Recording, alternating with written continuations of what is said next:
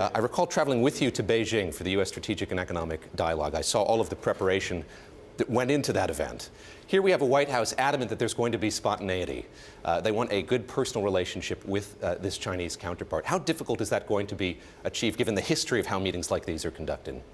Well, David, I think it's important to remember this is a first meeting between the two leaders, and it is very important that at this meeting they develop a personal rapport where they can do business when they agree and when they disagree, and there will be occasions for both. The China relationship is the most important bilateral relationship in the world, economically and increasingly in terms of global security. And I think the list of issues that is confronting these two leaders is extremely important in terms of our economic well-being, and when you add the issues regarding the DPRK in terms of our national security as well.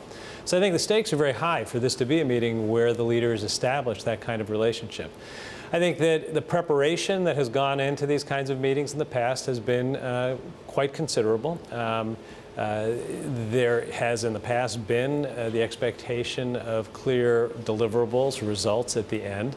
I would suspect that this is more of an initial meeting, but it is important that coming out of it, there is a way to work together going forward, and hopefully a bit of stepping back from some of the rhetoric.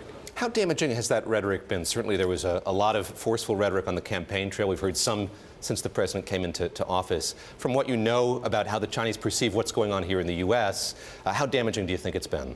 My sense is that the Chinese are very aware of American politics, and they are willing to look at rhetoric for what rhetoric is, and then they look at actions for what actions are.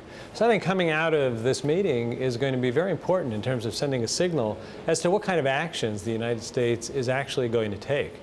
And that covers a whole host of issues. So I think there's some room for some space between the two and to have a strong relationship. Fundamentally, our economic interests have to be zealously protected. We didn't hold back on criticizing China when we thought China was wrong.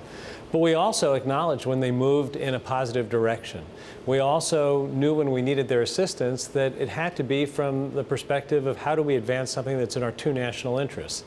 There will be issues on which we disagree, and you've got to be able to sort the two separately.